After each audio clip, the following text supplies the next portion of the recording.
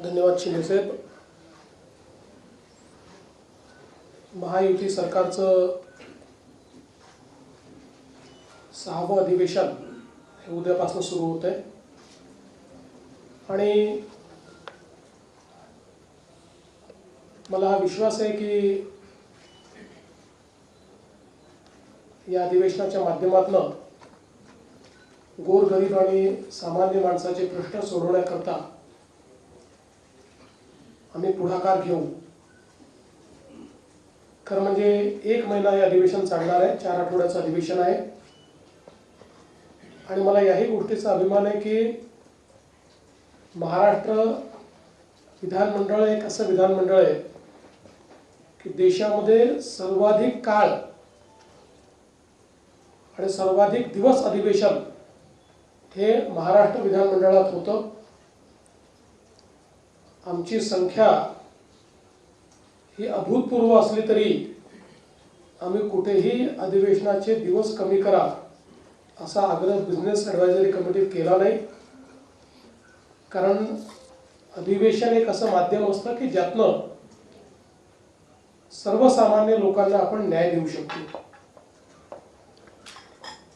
या अधिवेशनामध्ये 6 मार्चला मी अर्थसंकल्प मांडणार आहे.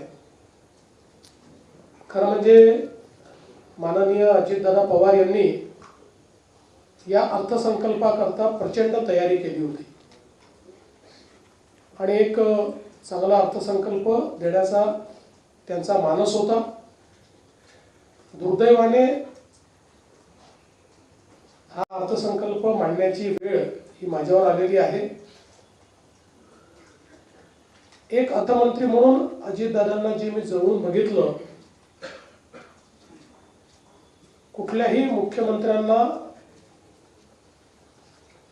निर्धास्तपणे अर्थ खातं ज्या व्यक्तीला देता येईल असे अजितदादा होते. कारण अर्थव्यवस्थेची शिस्त ही ते सातत्याने पाळायचे. कधीही बेशिस्त कारभार ते चालवून घेत नव्हते आणि म्हणून आम्हाला खरं म्हणजे अर्थमंत्री म्हणून ते असल्यामुळे हे माहिती होतं की कुठे जर आम्ही अधिक लोकप्रिय अशा निर्णयांकडे गेलो आणि ते आर्थिक शिस्तीत बसत नसेल तर दादा आम्हाला स्पष्टपणे सांगते की हे शक्य होणार नाही, ही आपली आर्थिक परिस्थिती नाही आणि जिथे आवश्यक आहे तिथे मार्ग देखील काढून देतील अशा पद्धतीचे दादा यावेळेस नाही आहेत. पण माननीय सुनेत्रा वहिनी पहिल्यांदाच या अधिवेशनाला सामोरं जात आहेत.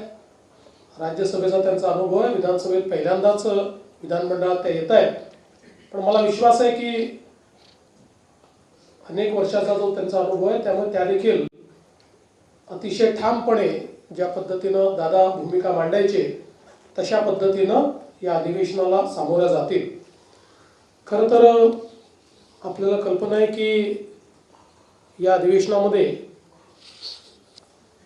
आपलं बजेट येत आहे आणि मला सांगताना आनंद वाटतो की नुकतंच केंद्र सरकारचं जे बजेट आलं त्या बजेटमध्ये महाराष्ट्राला मिळणाऱ्या निधीत 20,000 कोटी रुपयाची वाढ झालेली आहे आणि जवळपास टॅक्स डिव्होल्यूशनमध्ये आता महाराष्ट्राला 98,306 कोटी रुपये मिळणार आहेत. जी मागणी फायनान्स कमिशन समोर मी शिंदे साहेबांनी आणि अजितदादांनी केली होती ती बहुतांशी त्यांनी मान्य केल्यामुळे महाराष्ट्राला चांगला फायदा या ठिकाणी होतोय आणि म्हणून मी 16व्या वित्त आयोगाचे आणि केंद्र सरकारचे देखील या ठिकाणी आभार मानतो. या केंद्राच्या बजेटमध्ये आपल्याला 2 हायस्पीड कॉरिडॉर तर मिळालेच, पण रेल्वेच्या बजेटमध्ये 23,000 कोटी रुपये हे आपल्याला मिळाले आहेत. कारण त्यावेळी मी सांगितलं होतं की माझ्याकडे फाईन प्रिंट आलेली नाही आणि म्हणून रेल्वेत किती पैसे मिळाले आहेत मला कल्पना नाही. पण मला अतिशय आनंद आहे हे का महत्त्वाचं आहे तर आपण जर UPAचा काळ बघितला 10 वर्षात 12,000 कोटी रुपये महाराष्ट्राच्या रेल्वेला मिळाले आणि इथे दरवर्षी मागच्या वर्षी 22,000 कोटी दिले, यावर्षी 23,000 कोटी दिले. त्यामुळे प्रचंड मोठ्या प्रमाणात केंद्र सरकारच्या माध्यमातून आपल्याला निधी मिळतोय आणि यासोबत अजून वेगवेगळ्या जे काही ग्रोथ हब करता 1,000 कोटी असतील किंवा इतर गोष्टी असतील त्या गोष्टी आता या ठिकाणी मी सांगणार नाही.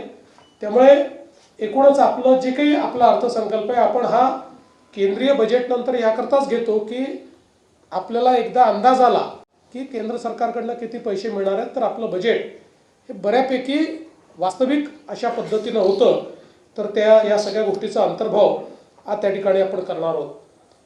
यावेळी मी केंद्र सरकारचे आणि विशेषतः शिवराज सिंग चौहान साहेबांचे देखील आभार मानेन की जुनी नरेगा आणि आता रामजी जी योजना झालेली आहे आपण ॲडिशनल मॅनडेजची त्या ठिकाणी एक मागणी केली होती आणि 1300 लाख मनुष्य दिवसावरनं 1600 लाख मनुष्य दिवस अशी आपल्याला त्यांनी वाढ करून दिल्यामुळे जवळपास 1400 कोटी रुपये अतिरिक्त हे महाराष्ट्राला या ठिकाणी त्या माध्यमातून देखील मिळणार आहेत. दावोसमध्ये 30 लाख कोटी रुपयाचे करार आपण जे केले त्याही संदर्भात बऱ्याच चर्चा झाल्या. निश्चितच तो विषय सभागृहात देखील येईल. त्यावेळी या संदर्भात काय वस्तुस्थिती आहे, जुन्या करारांची काय वस्तुस्थिती आहे, या संदर्भातलं सगळं विवेचन आणि अनेकांच्या शंका असतात, काही गैरसमज असतात, त्या शंका आणि गैरसमज देखील दूर करण्याचं काम हे आम्ही करू.